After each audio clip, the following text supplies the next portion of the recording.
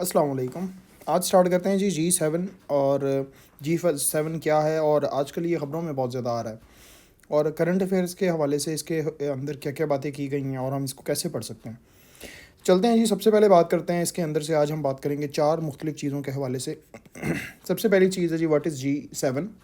और ये जो एजेंडा था G7 का 2022 में, जिसके 48 समिट के अंदर बताया गया, वो क्या था। फिर इसके बाद G7 के समिट के अंदर मेन डिसीजन कौन कौन से आए हैं और ये मैटर क्यों करते हैं, और last reaction of global powers and global divide. और इसके अलावा इंडिया और पाकिस्तान के ऊपर, यानी कि साउथ एशियन रीजन के ऊपर इसका क्या इम्पैक्ट आएगा। सो सबसे पहले बात करते हैं जी G7 के हवाले से। तो रीजन्स ऑफ G7, अगर G7 के हवाले से हम बात करें तो ये एक ग्रुप है जो कि बेसिकली 1976 के अंदर फॉर्मुलेट हुआ था। 1976 में इसमें कनाडा इन्वॉल्व हुआ था, जिसके बाद से ये ग्रुप फॉर्मुलेट हो गया था। इस ग्रुप की स्टार्टिंग कहाँ से हुई? इस ग्रुप की स्टार्टिंग हुई थी जी 1973 में, जब ऑयल क्राइसिस आया था पूरी दुनिया में और जो ग्लोबल पावर्स थी जैसे कि United states of America, Japan, France, Germany, ये सारे मिलके बैठे थे और इन्होंने कहा था कि कोई रास्ता निकाला जाए इस ऑयल क्राइसिस को अवॉइड करने का। सो इसको एलीट क्लब भी कहते हैं और इसको एक और नाम भी दिया जाता है जो कि है लाइब्रेरी ग्रुप, क्योंकि ये एक लाइब्रेरी के अंदर सबसे पहले फॉर्म हुआ था। इसके अलावा आजकल इसे एलीट क्लब वगैरह का नाम भी दिया जाता है। तो ये ग्लोबल पावर्स का एक सबसे ज़्यादा इंपॉर्टेंट ग्रुप है। अब ये क्यों इंपॉर्टेंट ग्रुप है, इसके हवाले से बात करें तो इससे पहले ये भी बताता चलूँ कि ये G7 जो था, इसके 1998 से लेके यानी कि 1998, 1997 से लेके 2014 तक इसका एक और भी मेंबर था जिसको रशिया कहते थे।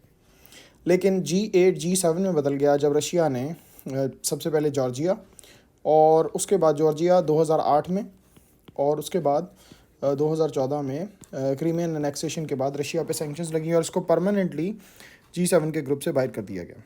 अब G7 के ग्रुप आजकल कैसा है और इसके अंदर इसकी सिग्निफिकेंस क्या है। तो सबसे पहले अगर मैं G7 के ग्रुप के हवाले से बात करूं तो आप देख सकते हैं कि G7 के ग्रुप के अंदर जो सबसे इंपॉर्टेंट बात है वो ये है कि दुनिया की टोटल नेटवर्थ, यानी कि 50% ऑफ ग्लोबल नेटवर्थ को रिप्रेजेंट करता है जी ये G7 ग्रुप, और इसके अंदर तकरीबन 418 ट्रिलियन डॉलर की अमाउंट आती है। इसी तरीके से दुनिया की टोटल GDP का 32 to 646% ये रिप्रेजेंट करता है। तो आप ये समझ तक सकते हैं कि 84 ट्रिलियन डॉलर की दुनिया की GDP में से ऑलमोस्ट आप ये समझ लीजिए कि 35 ट्रिलियन डॉलर के करीब जो GDP है वो सिर्फ और सिर्फ इन G7 कंट्रीज़ की है, जबकि दुनिया की टोटल पॉपुलेशन में से सिर्फ 10% पॉपुलेशन को ये रिप्रेजेंट करता है। 10% या आप तो उससे भी कुछ कम। तो ये सीरियसली एक एलीट क्लब है और पावरफुल कंट्रीज़ का की ग्रुपिंग है। अब बात करते हैं जी ये G7 का समिट क्या हुआ, और G7 समिट जो था 2022 में, इसकी क्या सिग्निफिकेंस है, इसके अंदर बेसिकली क्या क्या बातें हुई और ये कहाँ पे करवाया गया।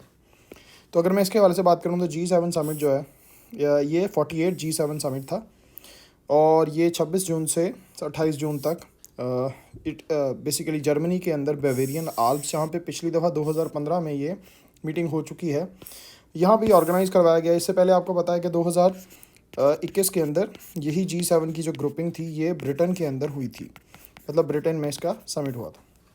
और इस समिट का एक स्पेशल पॉइंट ये था कि इसमें स्पेशल इन्वाइटी के तौर पर इंडिया को भी बुलाया गया था। इससे पहले भी 2 दफ़ा इंडिया को बुलाया जा चुका है, लेकिन इस दफ़ा भी इंडिया को बुलाया गया। तो इस दफ़ा इस तरीके से इंडिया को 3 दफ़ा इस G7 की मीटिंग में पहले भी बुलाया जा सकता है, इस दफ़ा को मिला के। अब बात करते हैं जी कि इस G7 के 48th समिट का बेसिक एजेंडा क्या था। सो इसके अंदर 5 मेजर थीम्स थे जी, और इसके अंदर मुख्तलिफ इश्यूज़ थे। इन थीम्स के हवाले से अगर बात करूँ तो सबसे पहले सस्टेनेबल प्लानट के हवाले से बात की जानी थी कि क्लाइमेट चेंज के हवाले से क्या किया जाए, और इसी हवाले से इकोनॉमिक स्टेबिलिटी और transformation, enhance preparedness for healthy lifes, sustainable development, ये वही बात है जो कि पहले भी की गई है। इसके अलावा स्ट्रॉन्गर टुगेदर, दोबारा से एक अलाइंस बिल्डिंग हो रही है। उसकी अलाइंस बिल्डिंग करने की सबसे बड़ी वजह यह है कि ब्रिक्स कंट्रीज़, जिसमें आपको पता है ब्राज़ील आता है, रशिया आता है, इंडिया आता है और चाइना, और इसके अलावा साउथ अफ्रीका, ये सारे के सारे जो कंट्रीज़ हैं, ये सारे के सारे कंट्रीज़ ने भी रिसेंटली एक समिट बुलाया था। इसके ऊपर मैं एक अलग से वीडियो बनाऊंगा ताकि आपको इसके हवाले से भी अपडेट कर सकूं। सो इस ग्रुपिंग के अंदर एक्सट्रीम प्रेशर के बावजूद और दुनिया में ऑयल की प्राइसेस के एक्सट्रीमली ऊपर जाने के बावजूद और यूक्रेन रशिया की वॉर के बावजूद कोई भी ब्रिक के कंट्री के अंदर से विलिंग नहीं है कि वो रशिया से ऑयल परचेज ना करे। बिकॉज आप जानते हैं कि इंटरनेशनली कोविड-19 के बाद दुनिया में इन्फ्लेशन पीक कर रही है और इन्फ्लेशन पीक करने की एक रीज़न है राइजिंग ऑयल प्राइसेस। और इस वक्त रशिया सस्ता तेल बेच रहा है, यानी कि मार्केट प्राइस से ऑलमोस्ट 30% कम पे बेच रहा है। तो बेसिकली ऑयल की वजह से और बाकी फैक्टर्स की वजह से, पोस्ट पेंडेमिक फैक्टर्स की वजह से कॉन्ट्रैक्शन इकोनॉमी हो रही है और दुनिया में एक कॉस्ट पुश इन्फ्लेशन अभी चल रहा है। इस कॉस्ट पुश इन्फ्लेशन के दौर के अंदर हमें दुनिया के अंदर दुनिया का ऑर्डर यूनिपोलर, यानी कि सिर्फ और सिर्फ यूनाइटेड स्टेट्स ऑफ अमेरिका और वेस्टर्न डेमोक्रेसी से निकल के दुनिया मल्टीपोलर की तरफ जाते हुए नज़र आ रही है। और उसकी सबसे बड़ी वजह यह है कि यूनाइटेड स्टेट्स ऑफ अमेरिका और इस ग्रुप के प्रेशर के बावजूद कंट्रीज़ ने रशिया पे वैसे सैंक्शंस नहीं लगाई जैसे यूरोप ने लगाई। सो दुनिया हमें डिवीज़न लाइन पे नज़र आती है और इसी डिवीज़न लाइन को दोबारा से ड्रॉ करने के लिए और दुनिया को यूनिपोलर के स्ट्रक्चर के अंदर लाने के लिए या कोशिश करने के लिए कि दुनिया का स्ट्रक्चर यूनिपोलर ही रहे, ये G7 समिट जो है ये ऑर्गेनाइज़ करवाया गया था। इसके अंदर बेल्ट एंड रोड इनिशिएटिव के ऑल्टरनेट्स भी आए और यूक्रेन के क्राइसिस के हवाले से भी डिस्कशन हुई। तो ज़रा देखते हैं कि इसमें मेजर डिसीजंस कौन कौन से हुए।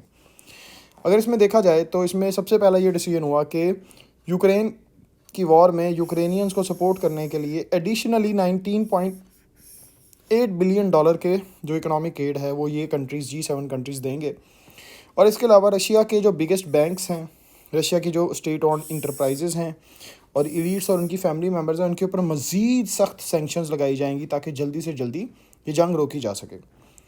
और अगला पॉइंट जो इसमें बताया गया वो ये है कि यूनाइटेड स्टेट्स ऑफ अमेरिका ने बेसिकली ये अनाउंस किया कि वो $1 बिलियन की मिलिट्री एड मज़ीद देगा किसको, यूक्रेन को, और $4.6 बिलियन की सिक्योरिटी असिस्टेंस भी वो ऑलरेडी दे चुका है। और इसके अलावा United states of America Ukraine को 6 मोर ट्रक माउंटेड आर्टिलरी गन्स देगा, यूनाइटेड स्टेट्स ऑफ अमेरिका के साथ साथ फ्रांस। और इसी तरीके से मुख्तलिफ कंट्रीज़ जैसे जर्मनी ने भी प्रॉमिस किया और कनाडा ने भी अनाउंस किया कि वो $9 मिलियन वर्थ की मिलिट्री एड यूक्रेन की सपोर्ट में देगा अगेंस्ट रशियन इन्वेजन। इसके अलावा रशिया की इकोनॉमी को वीक करने के लिए एक और भी चीज़ डिस्कस की गई जो कि आजकल बड़ी फेमस हो रही है, उसका नाम है प्राइस कैप। कि रशिया के ऊपर एक कम्प्रीहेंसिव प्रोहिबिशन की जाएगी सारी की सारी सर्विसेज की। जैसे कि आपको पता है कि ऑयल की ट्रेड के लिए टैंकर्स की ज़रूरत पड़ती है, इंश्योरेंस की ज़रूरत पड़ती है, शिपिंग की ज़रूरत पड़ती है, और ये सारी की सारी रशिया के पास नहीं है। सो अगर रशिया एक ख़ास प्राइस से कम मिसाल के तौर पर ज़्यादा में ऑयल सेल करने की कोशिश करेगा या रशिया के ऑयल को ट्रेड करने की बात की जाएगी तो उसके ऊपर प्राइस कैप लगाया जाएगा। प्राइस कैप का मैकेनिज़्म कैसे लगाया जाएगा, इसके हवाले से ये बात की गई है कि रशिया एक परचेज्ड प्राइस से कम प्राइस के ऊपर ऑयल सेल करने पे मजबूर होगा ताकि उसके पास मज़ीद जो है ऑयल मनी ना आए और वो यूक्रेन की वॉर को कंटिन्यू ना रख सके, ताकि उसके पास इकोनॉमिक क्राइसिस इतना सीवियर हो जाए कि उसको यूक्रेन की वॉर बंद करनी पड़े। सो G7 का पहला एजेंडा ये था कि यूक्रेन के अंदर यूक्रेन और रशिया की वॉर में यूक्रेन को सपोर्ट किया जाए ताकि ये जो डिवाइडेड वर्ल्ड जिसको वो कंट्रोल नहीं कर पा रहे उसमें रशिया को डिफीट हो और दोबारा से पावर G7 कंट्रीज़ के पास आए। दूसरा पॉइंट है, ये सारे के सारे कंट्रीज़ आजकल जो सबसे ज़्यादा प्रॉब्लम में है वो है इन्फ्लेशन से। Almost United states of America और पूरे यूरोप में 40 इयर्स में सबसे ज़्यादा इन्फ्लेशन इस दफ़ा आई है।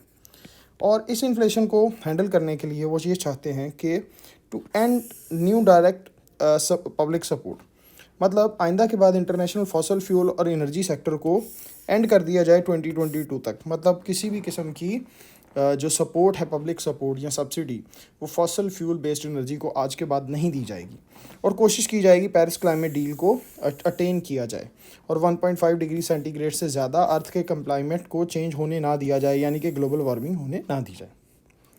अगला पॉइंट है जी फूड सिक्योरिटी। फूड सिक्योरिटी का असल मसला इस वजह से है कि रशिया ने स्नेक आइलैंड के ऊपर कब्ज़ा कर लिया है। स्नेक आइलैंड बेसिकली यूक्रेन के ओडेसा शहर के बिल्कुल पास है और इस स्नेक आइलैंड के कब्ज़े की वजह से ओडेसा से, जो कि यूक्रेन की सबसे बड़ी गंदम की सप्लाई की पोर्ट थी, वहाँ से अब मज़ीद फूड की ट्रेड नहीं हो सकती। रिजल्टेंटली बेसिकली दुनिया में एक फूड क्राइसिस आने का ख़दशा है और G7 ने इस फूड क्राइसिस से निपटने के लिए डेवलपिंग कंट्रीज़ को अपने एंड पे लेके जाने के लिए तकरीबन $4.5 बिलियन की बेसिकली मंजूरी दी है कि वो इसको खर्चेंगे, जबकि $14 बिलियन की शायद ज़रूरत पड़े दुनिया को फूड सिक्योरिटी के ख़तरे से इस साल निकलने के लिए। और इसकी भी एक बहुत बड़ी वजह यूक्रेन रशिया की वॉर और इसके अलावा मुख्तलिफ़ कंट्रीज़ जो कि अपनी फूड सिक्योरिटी को इंश्योर करना चाहते हैं, जैसे कि इंडिया, वो एक्सपोर्ट नहीं करना चाहते वीट, ताकि वो इस सिचुएशन से निकल सकें। इसके अलावा G7 के अंदर एक और चीज़ भी डिसाइड की गई है और वो है क्लाइमेट क्लब। ये एक नया इनिशिएटिव है और इसके अंदर ये कहा गया है कि तकरीबन $100 बिलियन की क्लाइमेट फाइनेंस जो मोबिलाइजेशन थी उसको कोशिश किया जाएगा 2025 तक इम्प्लीमेंट किया जाए। और बेसिकली G7 कंट्रीज़ चाहते हैं कि वो इन ग्लोबल एनर्जी में लीडर बने, क्योंकि उनको सस्टेनेबल एनर्जी के अलावा, ग्लोबल सस्टेनेबल एनर्जी के अलावा ऑयल के अंदर डिपेंडेंट होना पड़ता है on countries like Saudi Arabia, जो कि आजकल यूनाइटेड स्टेट्स ऑफ अमेरिका से ज़्यादा खुश नहीं है।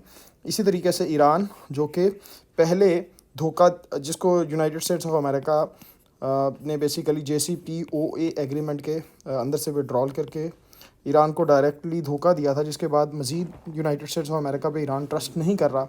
और रशिया, जो कि यूक्रेन और रशिया की वॉर में इन्वॉल्व है। तो बेसिकली पेरिस क्लाइमेट क्लब का मानना यह है कि वो सस्टेनेबल एनर्जी को इंट्रोड्यूस करवाएं और सस्टेनेबल एनर्जी की लीडरशिप को जनरेट करें।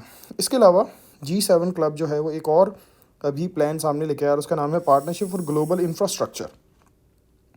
ये बेसिकली एक ऐसा फ्रेमवर्क है जिसके अंदर तकरीबन, जो कि लॉन्च किया गया है अंडर B3W, जो पिछले साल लॉन्च किया गया था। B3W का यहाँ पे मतलब है बिल्ड बैक बेटर वर्ल्ड। ये पिछले साल basically build back better world ये जो बाइडन ने अनाउंस किया था और उस वक़्त से लेके अभी तक इसके अंदर ये कहा गया था कि तकरीबन $40 ट्रिलियन की टोटल इन्वेस्टमेंट की जाएगी। और इसकी जो पहली इन्वेस्टमेंट है उसके अंदर ग्रुप ऑफ 7 ने प्लेज किया कि वो $600 बिलियन के करीब जो फंड हैं वो पूरी दुनिया में लगाएंगे 5 ईयर्स के अंदर फॉर इंफ्रास्ट्रक्चर, और ये लोन बेस्ड होंगे और इसके अंदर क्लीन एनर्जी यूज़ की जाएगी। और ये basically as an alternate to BRI, belt and road initiative, जो कि आप जानते हैं कि चाइना का एक इनिशिएटिव है जिसका एक पार्ट CPEC भी है पाकिस्तान में। इसके काउंटर के अंदर प्रोड्यूस किया गया है और इसमें यह कहा गया है कि ये ह्यूमन राइट्स के और क्लाइमेट का ख्याल रखेगा। इसी तरीके से इसके अलावा मुख्तलिफ़ किस्म की प्रोजेक्ट्स जो हैं वो इसके अंदर लॉन्च किए गए हैं, जैसे सबमरीन टेलीकम्युनिकेशन की केबल है, मल्टी वैक्सीन मैन्युफैक्चरिंग फैसिलिटी है।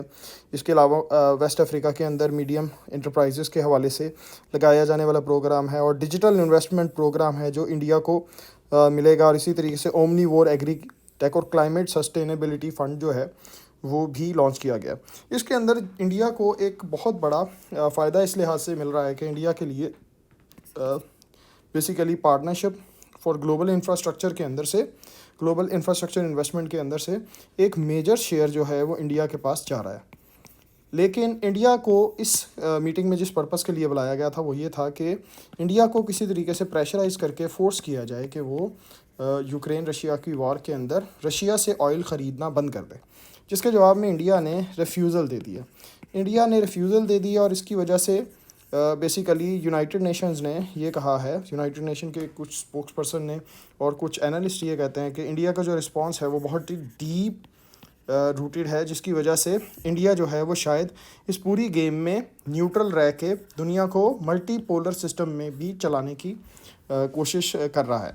अगर इस सूरत हाल में देखा जाए तो India has gained a lot of value because एक तरफ उसने ब्रिक्स को ज्वाइन किया है और दूसरी तरफ वो G7 की रिप्रेजेंटेशन करके भी आया। सो हम ये कह सकते हैं कि पाकिस्तान, अगर इस सिचुएशन में देखें तो पाकिस्तान बहुत हद तक इकनॉमिक प्लाइट की वजह से और इकनॉमिक टर्मोइल की वजह से शायद उन सारे के सारे मामलात का फ़ायदा ना उठा सके जिसका इस वक्त इंडिया उठा रहा है। सो हमें जो सबसे ज़्यादा ज़रूरत है इस वक्त वो है इकनॉमिक सिक्योरिटी के ऊपर दिन रात काम करने की, ताकि पाकिस्तान अपने आप को इकनॉमिक सिक्योरिटी अचीव करने के बाद इंडिपेंडेंट स्टेट के तौर पर एक प्रॉपर डिसीजन मेकिंग कर सके, जिसके अंदर उसको डिपेंड ना करना पड़े ग्लोबल पावर्स के ऊपर। Thank you very much for today. I hope you like the video. अल्लाह हाफ़िज़।